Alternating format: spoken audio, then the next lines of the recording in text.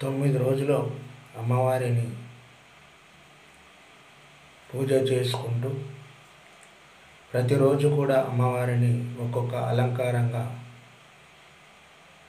తీర్చిదిద్ది భక్తితో మనం పూజిస్తూ ఉంటాం. అందుకొరకు 9 రోజులు నవరాత్రుల పూజలు అంటాం. అమ్మవారిని భక్తితో పూజించడం వల్ల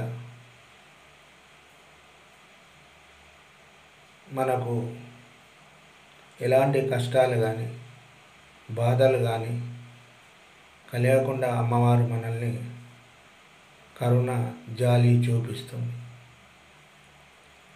అదేవిధంగా మన కష్టాలు ఇబ్బందులు లేకుండా ఎన్నో ఆపదల నుంచి అమ్మవారు మనల్ని తోడుగా ఉండి రక్షించడం జరుగుతుంది. అందుకోసం ప్రతిరోజు కూడా అమ్మవారిని ఈ యొక్క 9 రోజులలో ఒక్కొక్క అవతారంగా భావించి ఎంతో భక్తి శ్రద్ధలతో మనం పూజిస్తూ ఉంటాం. ఈ యొక్క నవరాత్రుల పూజలు అయిన తర్వాత మరియు 10వ రోజు దసరా పండుగ జరుపుకుంటాం. అయితే అమ్మవారు మనల్ని ఒక కన్న తల్లిలా మనల్ని రక్షిస్తూ ఎంతో అభిమానంతో కరుణతో మనల్ని కాపాడుతూ ఉంటుంది. అందుకోసం అమ్మవారిని ఒక దసరా పండుగ అప్పుడే కాకుండా మన యొక్క జీవితకాలంలో కూడా ప్రతిరోజు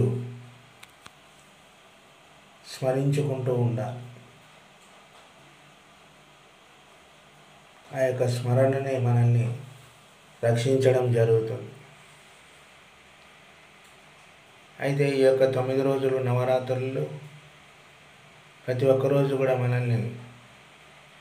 మనం అమ్మవారిని ధ్యానిస్తూ చేస్తాము. అదేవిధంగా దసరా పండుగ రోజు అమ్మవారిని 9 రోజులు పూజించిన తర్వాత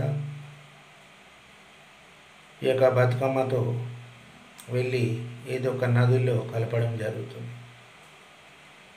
ఆ తర్వాత 10వ రోజు జమ్మి చెట్టుకు పూజ చేస్తాం. పాలపిట్ట మరియు జమ్మి చెట్టు. అయితే జమ్మి చెట్టు అనేటటువంటిది ఒక ధర్మానికి నీతికి ప్రతిరూపం జమ్మి చెట్టు. ఈ యొక్క జమ్మి చెట్టు పాండవులను కాపాడి, అదేవిధంగా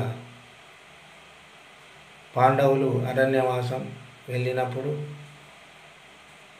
వాళ్ళ యొక్క విల్లమ్ములు జమ్మి చెట్టు మీద పెట్టి వెళ్ళడం జరుగుతుంది. అప్పుడు జమ్మి చెట్టుకు మొక్కుతారు పాండవులు, మా యొక్క విల్లమ్ములను నీవే రక్షించాలి అని. వాళ్ళు అజ్ఞాతవాసం వెళ్ళడం జరుగుతుంది. అయితే ఆ యొక్క జమ్మి చెట్టు మీద విల్లంబులు మామూలు మనుషులు కానీ అంటే వేరే వాళ్ళు ఎవరు చూసినా కూడా అవి ఒక చనిపోయిన మనిషి అస్థిపంజరాలు ఏ విధంగా ఉంటావో ఆ విధంగా కనపడడం జరుగుతుంది. అదేవిధంగా పాండవులు చూసినప్పుడే అవి విల్లంబులుగా కనపడడం జరుగుతుంది. అందుకోసం ధర్మాన్ని కాపాడినటువంటిది జమ్మి చెట్టు. ఆ జమ్మి చెట్టు అనేటటువంటిది భగవంతుడు సృష్టించినటువంటి ప్రకృతిలోనిది ఒక చెట్టు. ఆ చెట్టు ధర్మాన్ని కాపాడింది కాబట్టి ఆ రోజు జమ్మి చెట్టును మనం ఎంతో భక్తితో పూజించి, అదేవిధంగా మన యొక్క గ్రామంలోని ప్రజలందరూ కూడా ఎంతో భక్తితో భజన చేసుకుంటూ జమ్మి చెట్టు చుట్టూ తిరిగి కొబ్బరికాయ కొట్టి గ్రామాల్లో అయితే పూజించడం జరుగుతుంది. ఆ ఆకును తెచ్చుకొని అందరు కూడా ఒకరికొకరికి ఆలింగనం చేసుకోవడం జరుగుతుంది ప్రేమతో. అంటే ఇక్కడ జమ్మి చెట్టు అనేటటువంటిది ధర్మానికి ప్రతిరూపమైనటువంటిది జమ్మి చెట్టు. అందుకోసం ఆ చెట్టును ఎంతో భక్తితో పూజించడం జరుగుతుంది. అందుకోసం అమ్మవారిని ప్రతిరోజు కూడా ఎంతో భక్తి శ్రద్ధలతో పూజించాలి. ఈ యొక్క నవరాత్రులు అనేటటువంటివి అమ్మవారిని రోజుకొక రూపంలో మనం అలంకరించుకొని భక్తితో పూజిస్తాం. అందుకోసం అమ్మవారికి ఎప్పుడు కూడా మనం పాదాభివందనాలు తెలియజేయాలి. ఆమె మనల్ని రక్షిస్తూ ఉంటుంది.